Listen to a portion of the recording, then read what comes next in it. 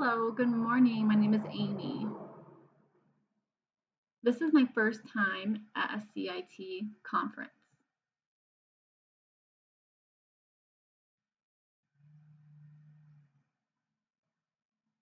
The last time I was on a stage, I was in front of 200 people and I fainted. I hope I don't do that again today.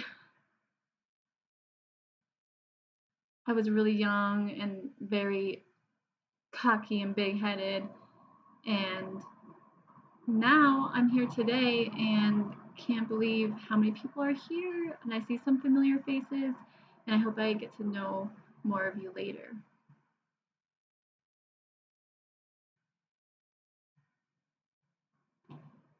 I'm going to tell you all a story today about me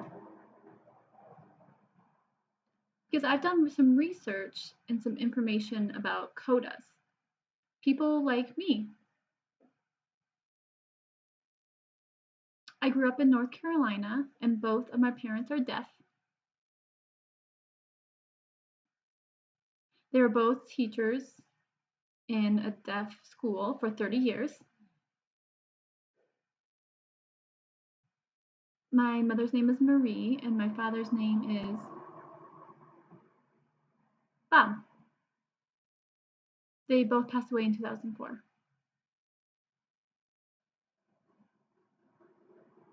And I was raised by my parents, and I didn't think anything different that I was hearing and that they were deaf.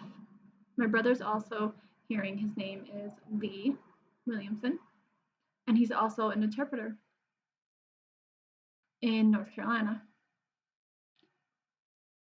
Because my parents were both teachers at a deaf school, I would often went there with them. My dad was a coach, and to be a coach and a teacher at the deaf school, that was your life. And they're always telling me stories about their students, and I pretty much lived there. I was raised at the deaf school with the other kids. They all thought he was their dad and that was their home, and it really made me feel excited that I had more brothers and sisters. We all were considered family.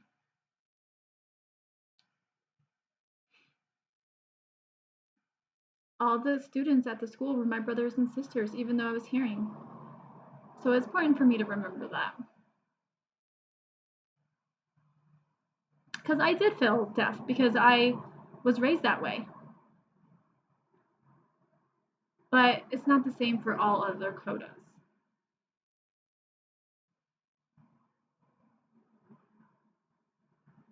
The other thing that's important to remember is that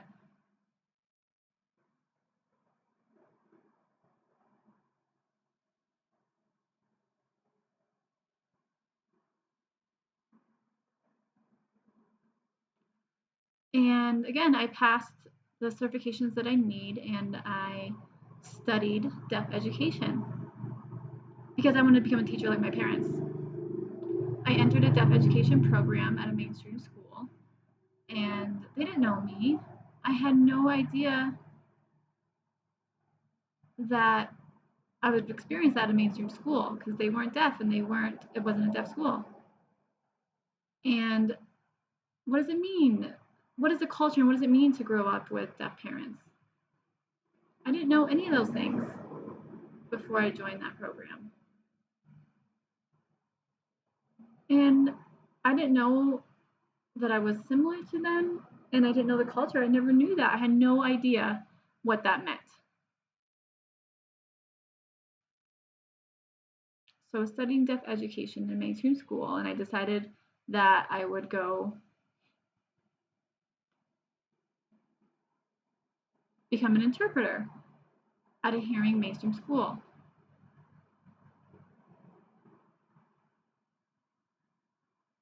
I've now been an interpreter for 26 years, and that makes me feel old.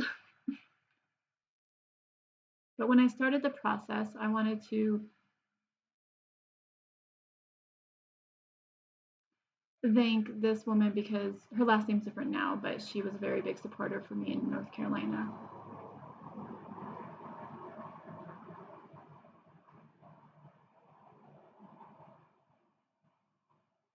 both of these women encouraged me and really led me through the program. And they respected that I was a CODA like me, and they were just leaders for me and very important that I had them. It was extremely important because it really made a difference in my life.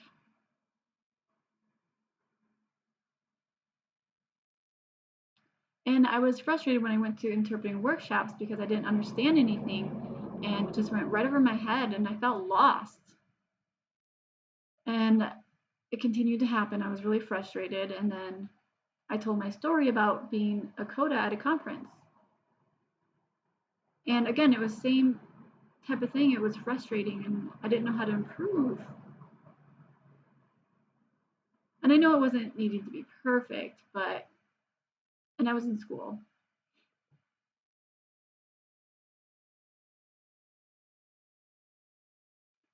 And when I was in school, I studied and did a lot of research on deaf or CODAs that are interpreters.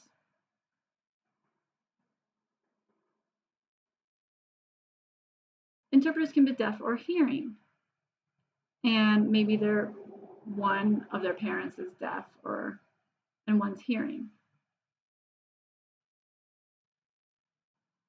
And a lot of them have different demographics. And what did their language look like? And did they have interpreters or did they use the language?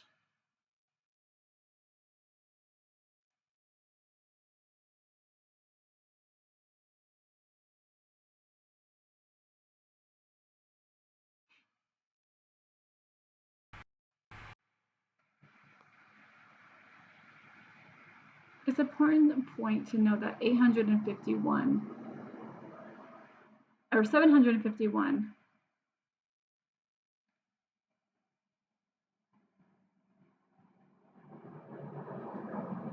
participated but forgot to fill out and do the information, so about 200 only participated. We kept postponing it, and so we just said 751 more stories, more important points.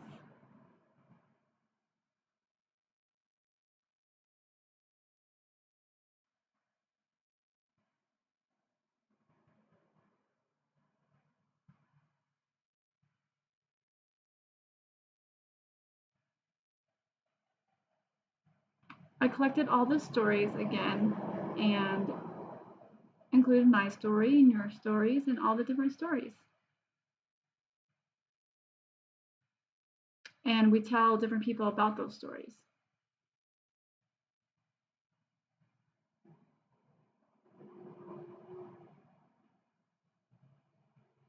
There's different frames that we focused on.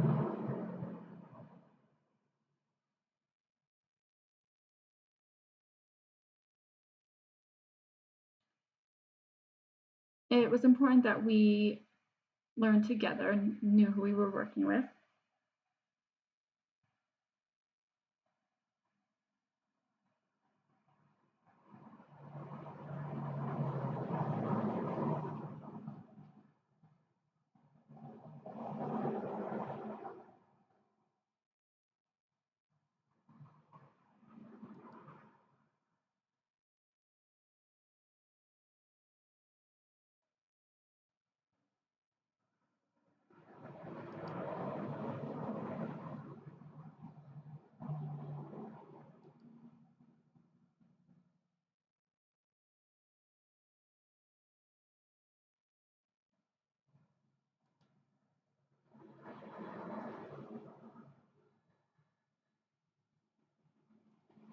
We focused on a few different frames, some information and knowledge that we maybe knew and important for us to learn. It was important for us to teach and learn together.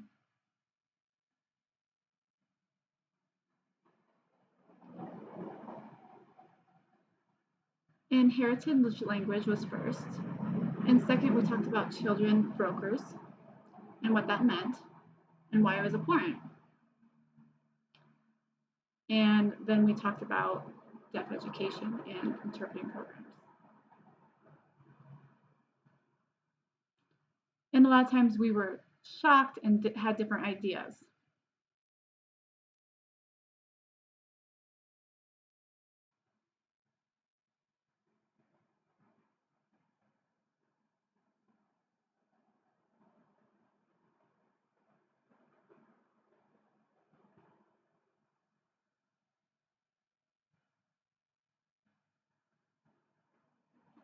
All right, we're finished. You can go now.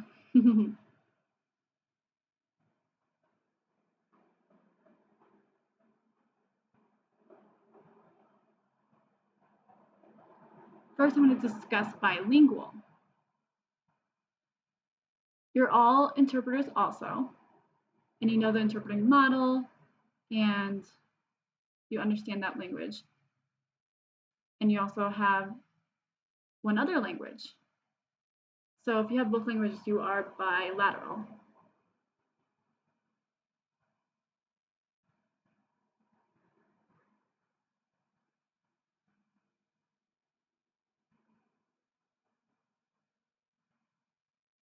And there's important that you know the different parts of the language. If I have my degree in linguistics, doesn't mean I'm bilingual.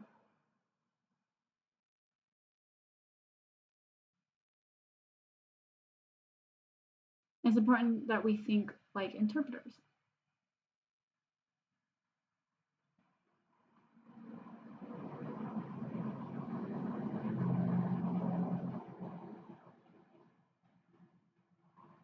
Maybe it's different with different CODAs and if they have the native language of ASL.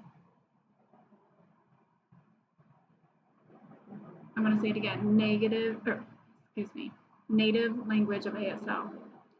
Because most deaf children are born to hearing parents. It's very sad. And they don't have access to their language. And most CODAs are hearing and they don't have access to deaf and hearing family in ASL. So we're doing more to change that now.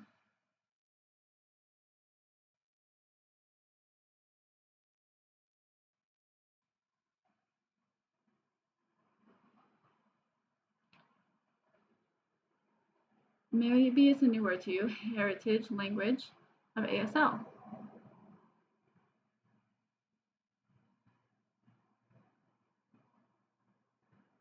For example, I grew up in a local area. My family moved.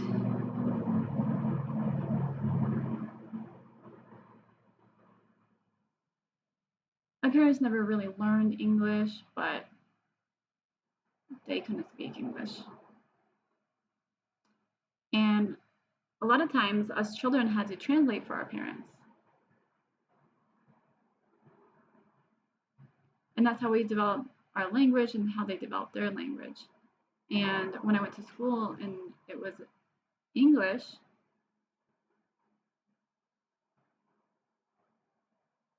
and I went out, every time I went out of the house, I would always speak English, but every time I was in the house, I would speak ASL.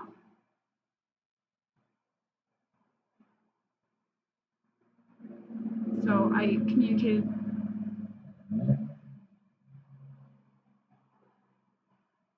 My home language was more like emotions and things like that. Home signs or ASL. And just like other countries have their ASL, there's some home signs that are more English. But when we're young,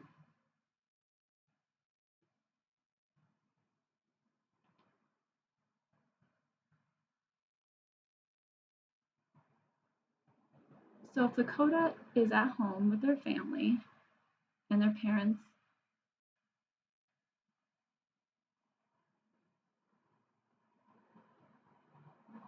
and when I went to the deaf school, there was more variations and more people with different backgrounds and how they grew up. Some families didn't interact much, but it was a rural area. But my parents and hearing parents,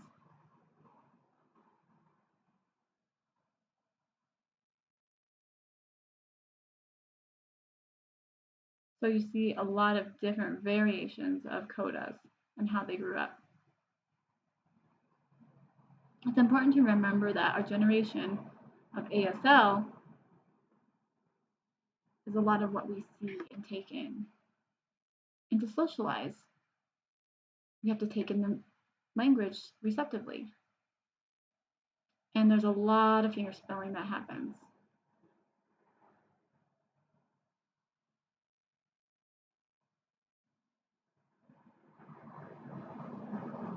And as I grew up, I had to change to more of an English language.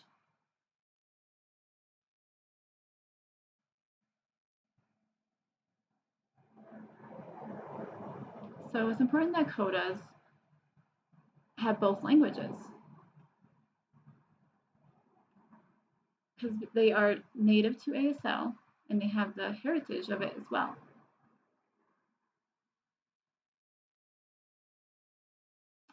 And they are needing to be accepted in both the hearing and deaf communities.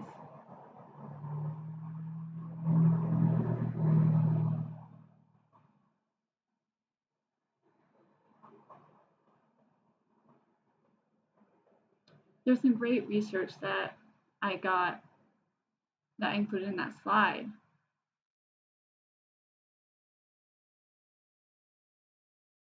And it's important when finding that information, especially related to kids and deaf kids that have hearing parents, or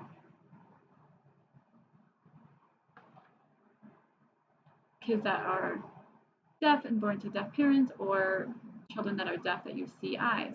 It's very interesting to see that language acquisition and how it's a pattern in people's lives. And if they use ASL, it's the same. It's interesting.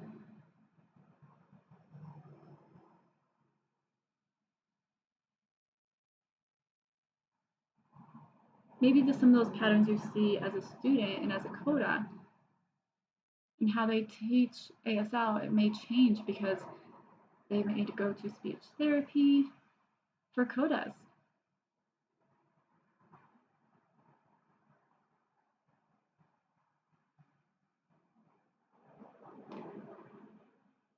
A long time ago, 3 years ago, or a long time ago,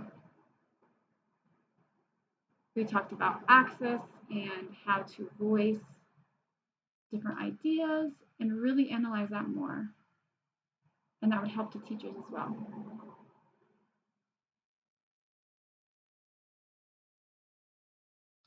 And there's different programs for those types of students and the difference in how they learn.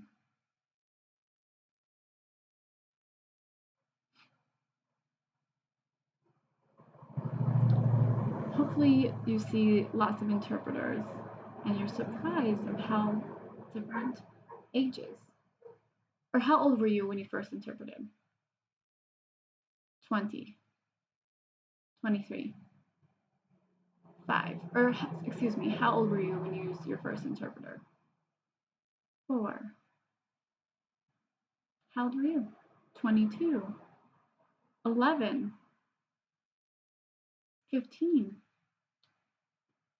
When looking back, I remember that was often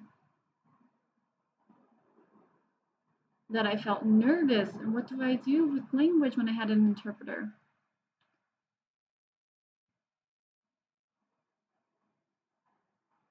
But it's really sketched in my brain, and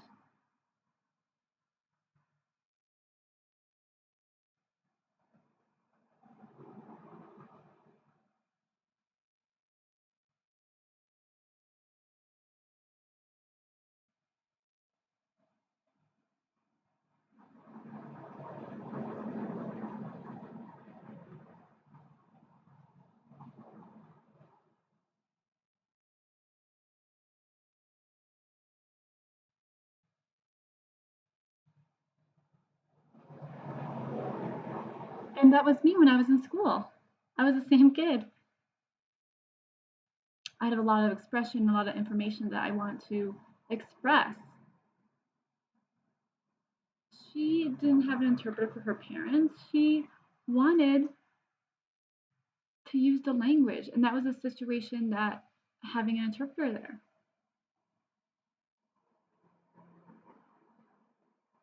I wanted my parents to see me, and it's really important that children wants their help from their parents and that they have that connection, just like this video.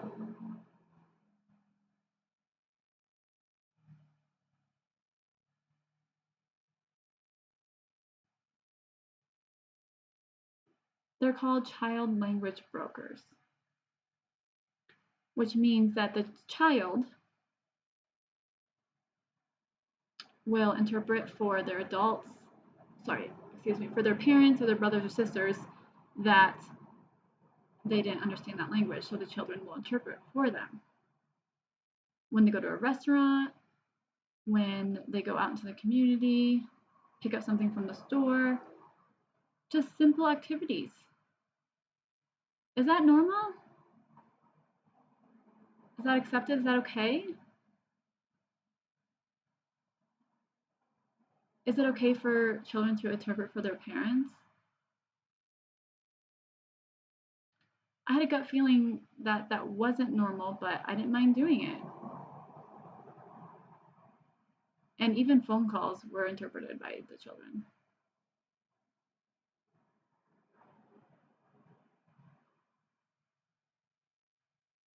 And it was easy to have that communication between the family.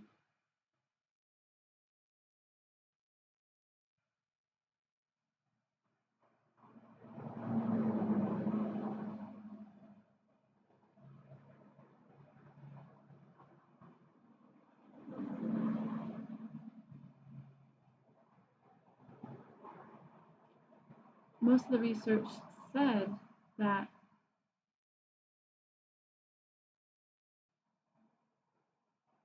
and that's a bad example for us. Anyway, children language brokers were interpreters, or maybe they were translators. And by the age of 4 or 5, they were doing that for their families.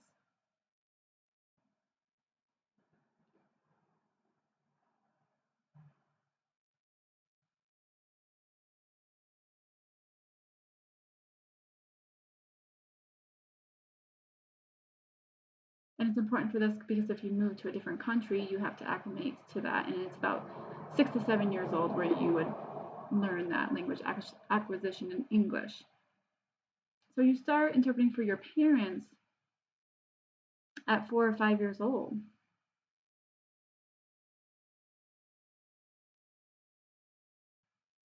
And that means that we have a lot of interpreting experience.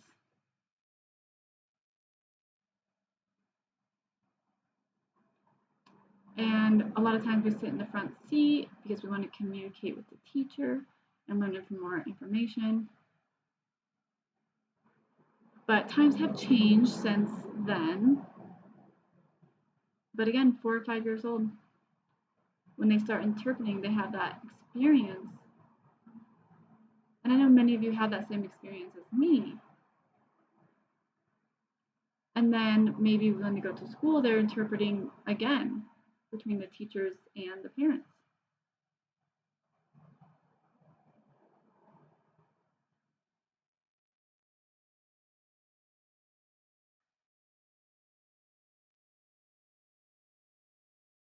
So CODAs are both bilingual and bilateral. And they have the experience when they're children being brokers for their parents. And that's my story. And I bet a lot of you have similar stories, but maybe it's a little different, maybe it's the same, maybe you have different languages, maybe you were a broker, maybe your parents moved to and speak Spanish. But there are similar stories, I'm sure. When we enter interpreting education, we need to accept and consider the different parts and how they match to the education.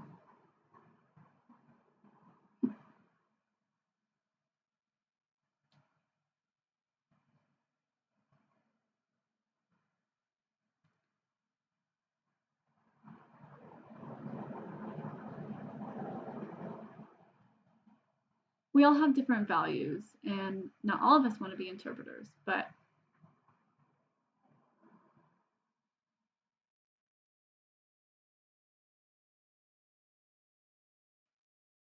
so there are hearing interpreters and deaf interpreters, and it needs to be an equal experience.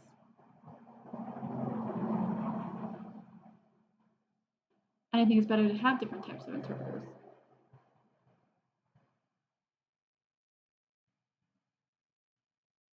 If the interpreting program starts in the same place, you have both skills.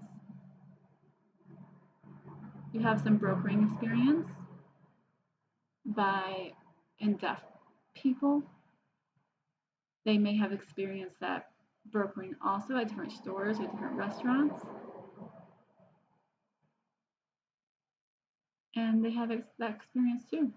And when you enter that interpreting education, you notice that they have that similar experience and you can support each other and have that foundation of language together. It makes it easier to learn.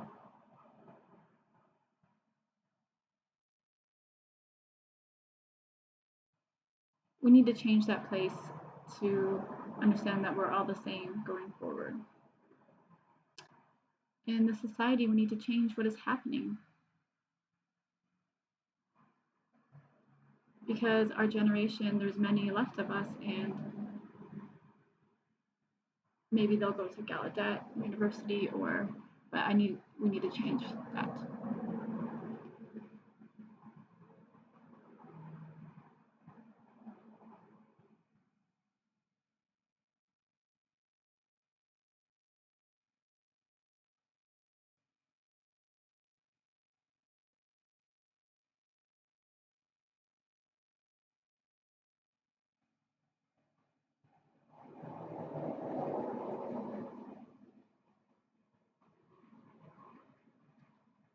So, was it my goal to become an interpreter when I grew up? I didn't know that was a thing. No.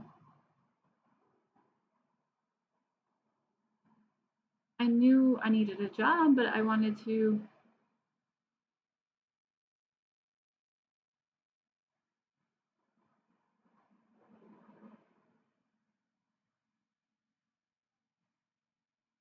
so I went to college and it started happening.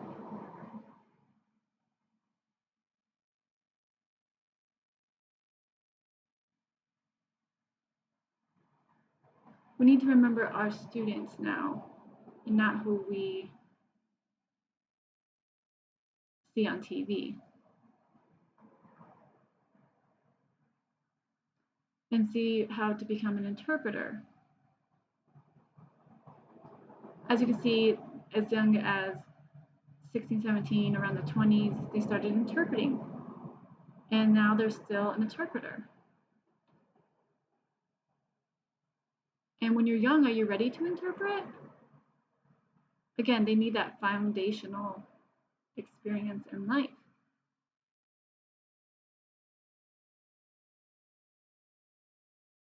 And is just that experience growing up enough?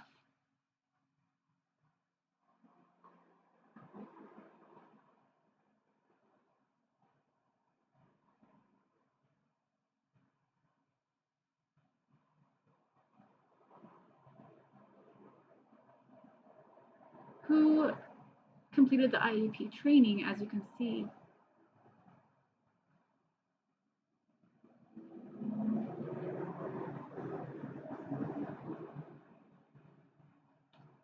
Most finish when they're 16 and when they look ahead to how to develop and why to develop and finish.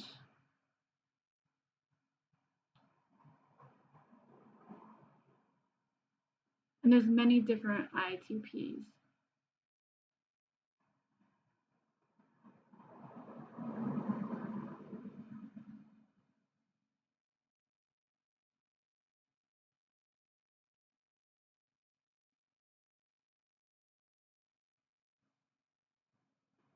I have many different experiences by being CODA.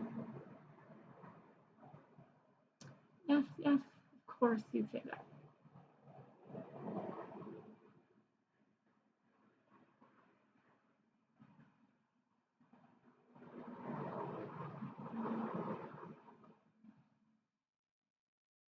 Looking back at our responses and our stories, finally we have this opportunity to say and share our stories. Sometimes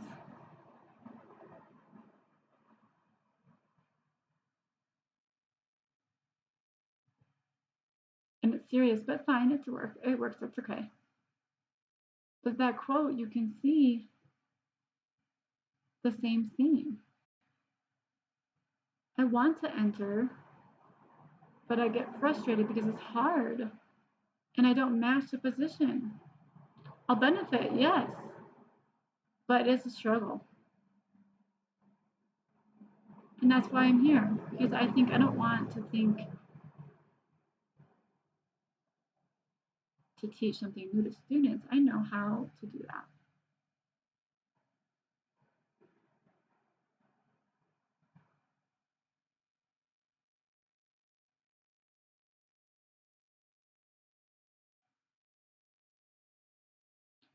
We need to remember that CODAs are both native language users of deaf, of ASL, and they have that experience of English as well. And they don't understand that. If you understand that, you would realize that you accept that language and that experience.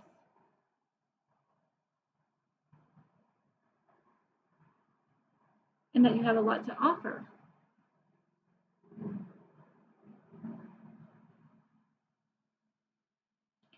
There's not a lot of CODAs in your classes, and so that could be difficult as well.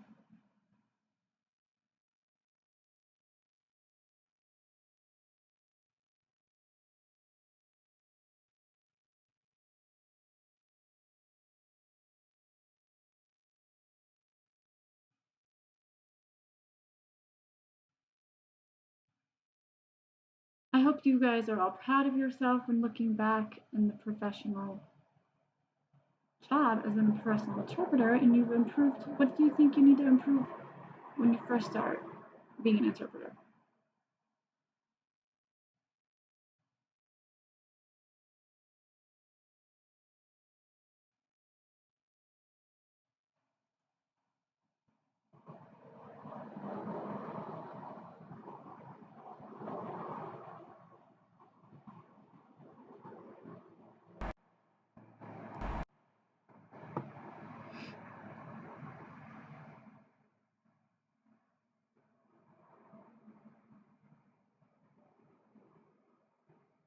Is that surprising?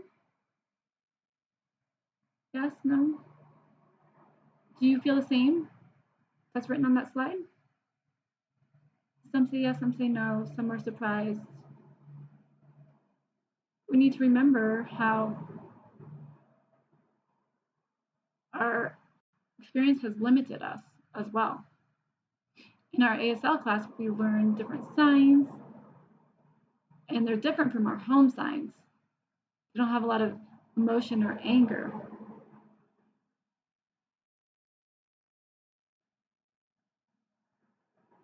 I learned from my dad how to sign anger.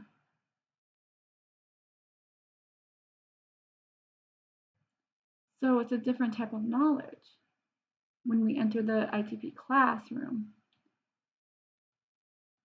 We learn different vocabulary that we don't know.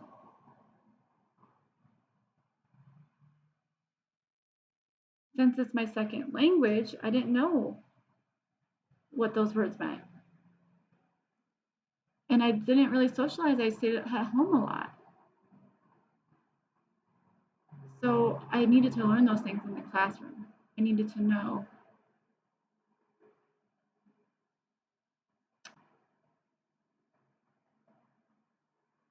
I needed to know those skills to be a VRS interpreter and show how emotion is very important in VRS.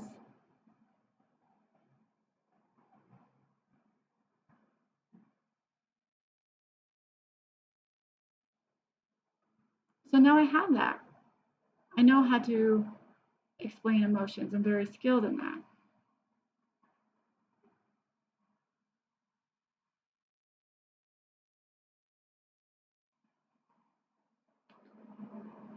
Do you think that's ironic? For fingerspelling and learning numbers, are you exempt from that? Because before we said that we wanted to improve our skills. So that becomes a problem.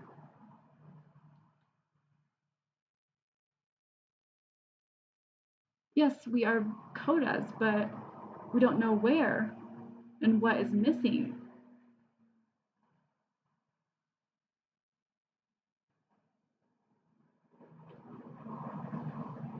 And it's a problem that is the way the programs are set up.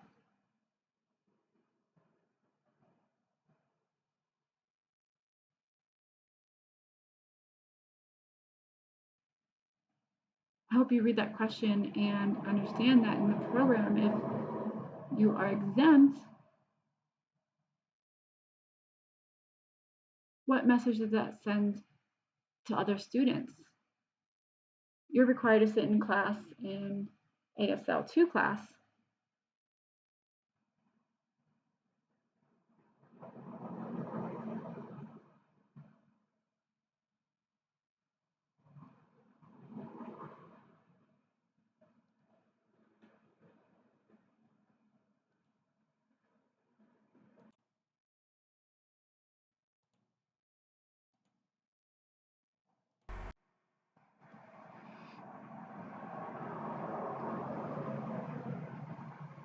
I want to make it clear to all of you that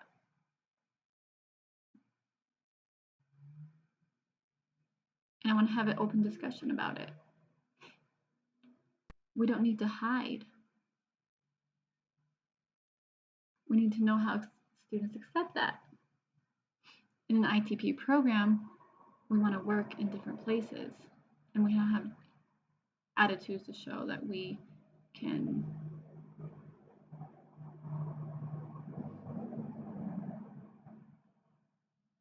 and you want the same experience when you graduate from a program as other students.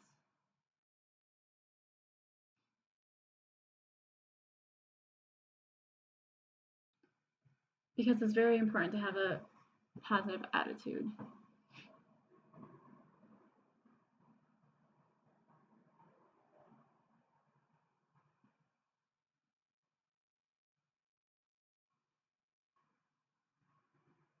When you graduate from the ITP program and you enter the field and you feel really skilled and you go out and it's really important.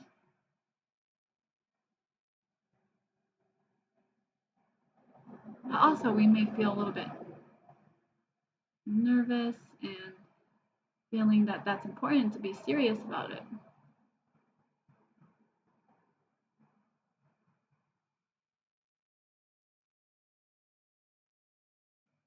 It's very cool.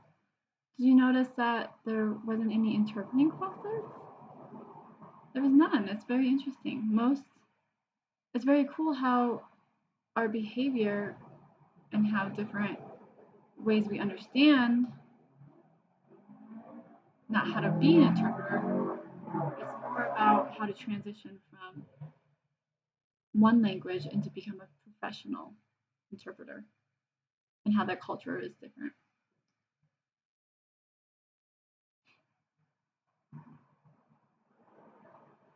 99% of quotas still are brokers for their parents, still. For their parents, their friends, and family, that is still happening. How can we transition from being a broker to a professional interpreter?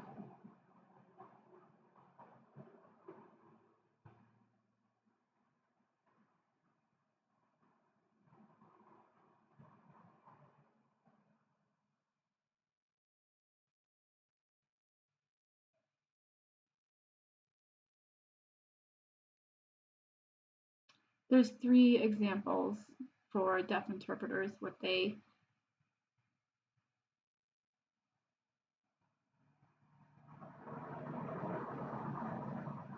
if they have a linguistics class with a deaf teacher, that would be very important for to be included in the ITP program. I didn't even know that there was such a thing as deaf culture. I had to learn that in a book.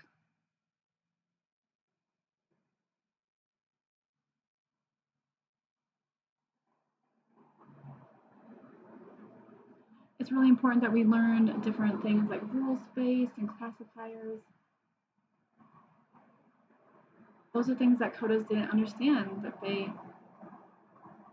didn't learn in their home community. They had to learn in the program.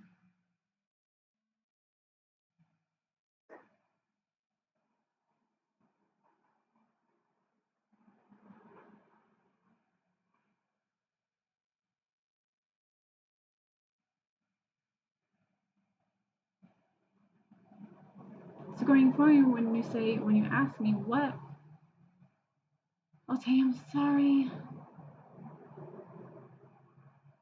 and give them that information, okay?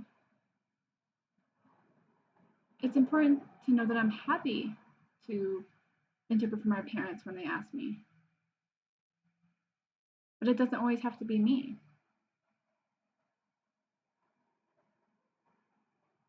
And I want to know some ideas of how to change that when it shows up in healthy situation, when we're home, and it's fine when I'm home. But later, when I'm not home, I don't even think about it. Of course, that kind of thinking for language to learner becomes their structure to teach. And it's hard to go through that and learn that as a student.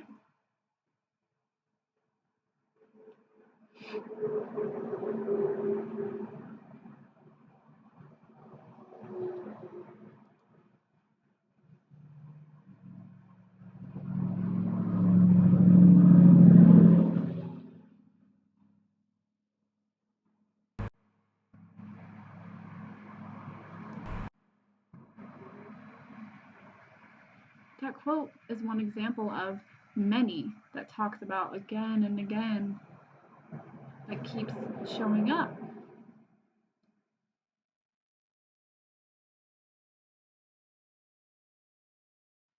For many years,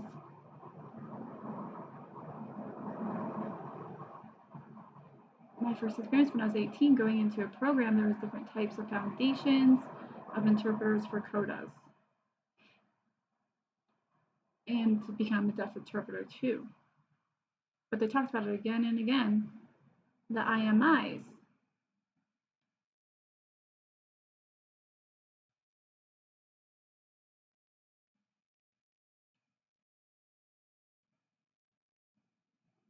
Is that something that is known to everyone or just CODAs or both? I don't know. But it's important to put that information out there because there's always something that can make a difference for people. There's many different things and many different people that are curious how to teach CODAs in different programs. And there's several resources on the internet.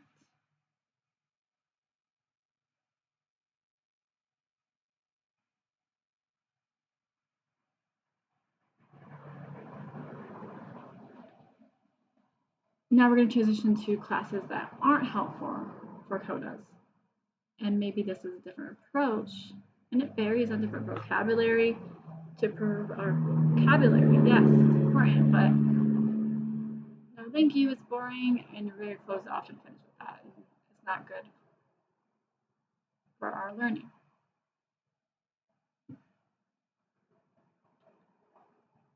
Finger spelling class is not very beneficial because we already know that is part of our world.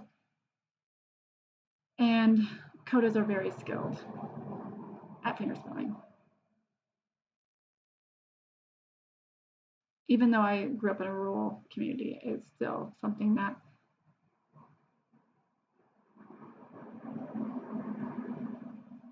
has been a good team to support. Right?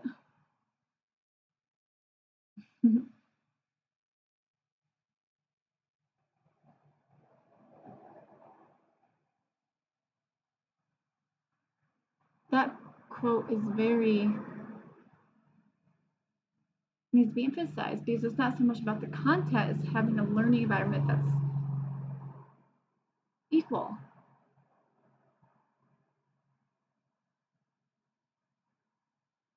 And all of the things that you learn to understand meaning of different approaches needs to be equal and needs to be changed so it can be equal.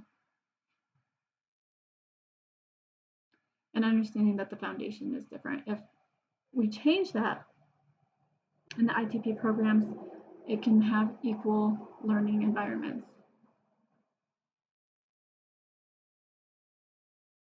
And it just takes a little different approach. Recently, there's been some bias with different presenters. There's some that we really love.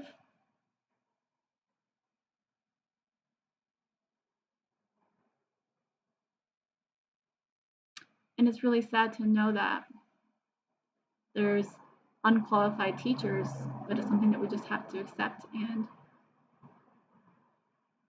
hopefully CODAs can be part of a private group that's closed and that's important for them to feel like it's a safe place to become a professional.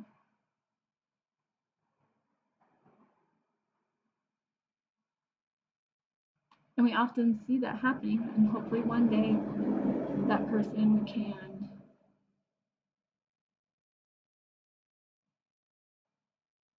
and we can work through that process. I want to analyze different workshops and evaluate how they are going and get feedback from the participants so we know what works and what's not very effective for CODAs. In my everyday life, I have things that come up and that I really love, or messages that say,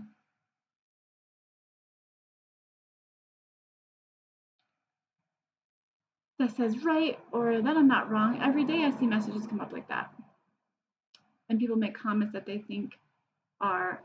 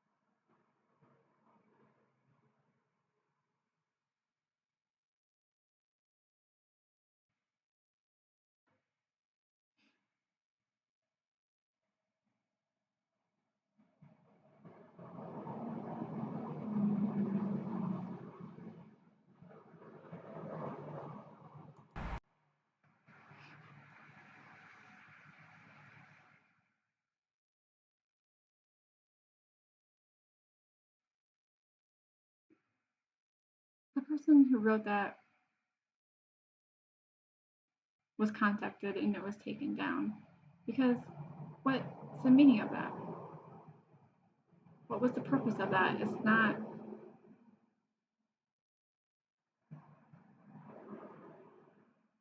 for people to sit there and, are you serious?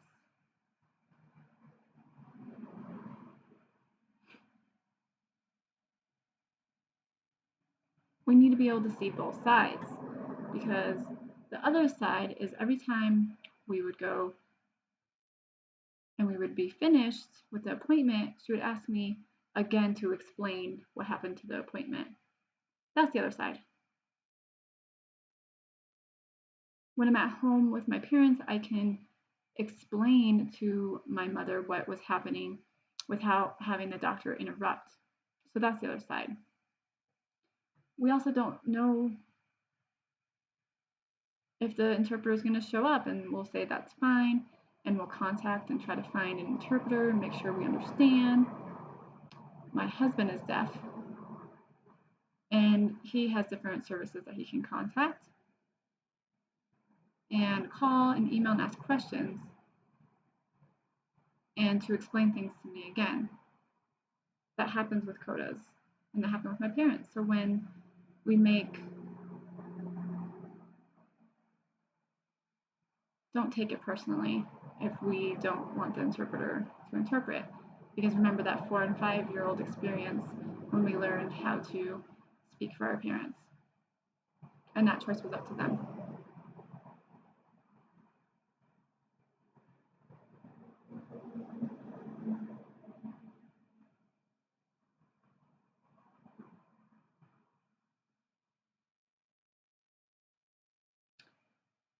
It's important that we stick together. We must do that, and we're better together, more effective. Isn't there a song like that? We're better together.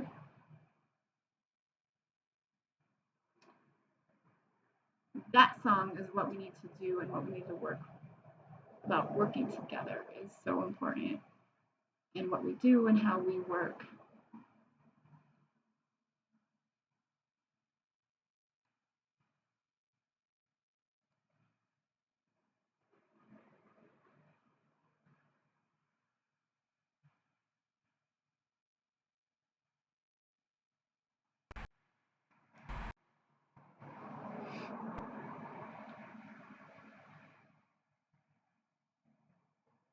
All right, I want to see what I can start with because of time.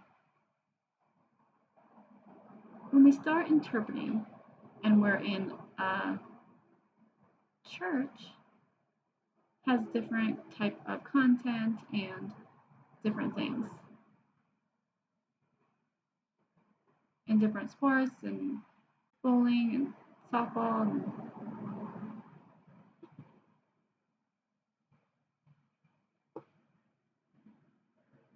it's really important for development in the community and social development. So CODAs have to enter that? Do we have to have that relationship?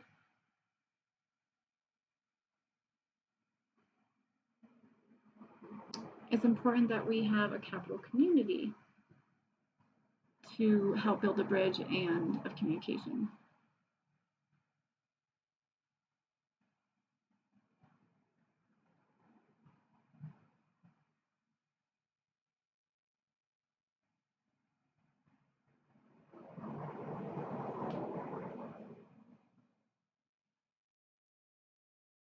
It's just like the feeling if you are on a farm and it's raining and when you have a rope and you save somebody.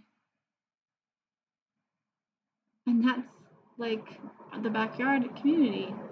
You don't have that at home when you feel like that. You don't have to question and find our way back.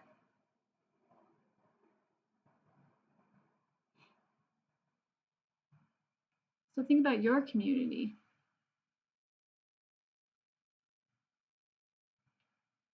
Working together again is vital.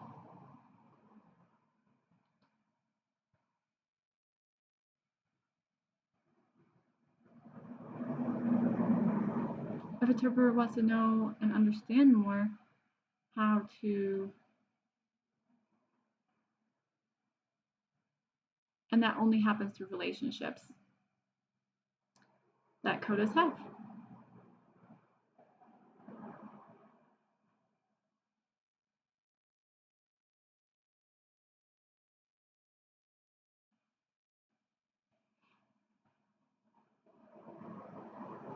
Again, CODAs are bilingual and bilateral.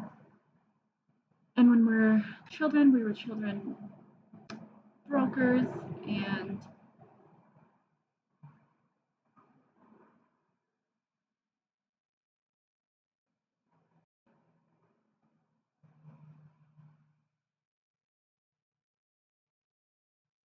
I want to open a question because we don't have a lot of time left.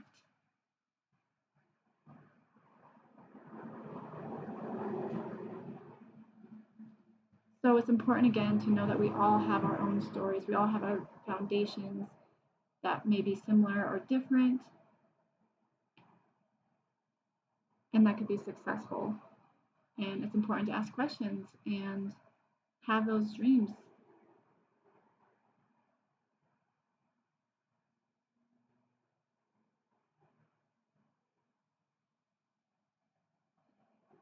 If there's something that happens and you're wondering why they did that, just ask the person. There may be a reason.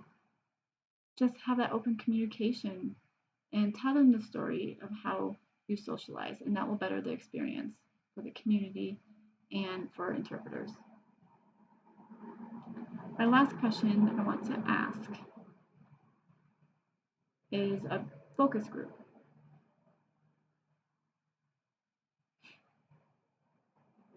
Because I don't want to go past my time, but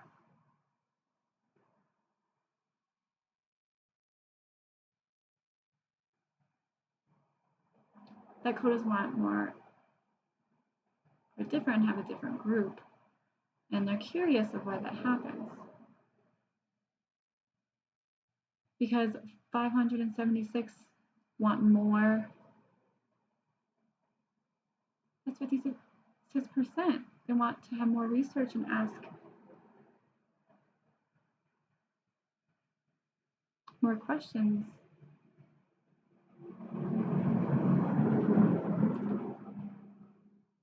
They say yes, and they want more information.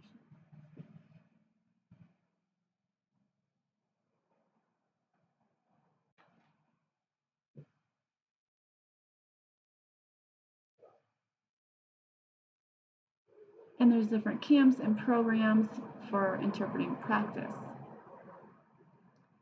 And there's a new one that's the first time, and I want to see how people can try it out. And it's to become a professional interpreter.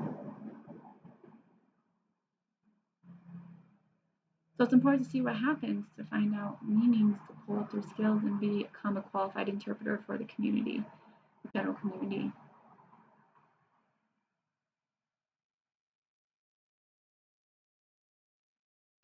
It's important to pull them up because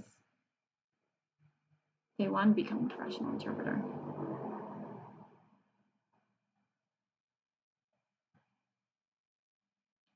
And you guys can do some research too, and remember that you aren't limited.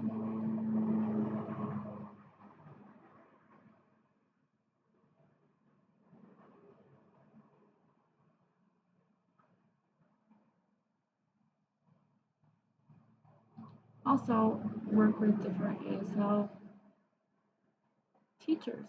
It's very important to do that too.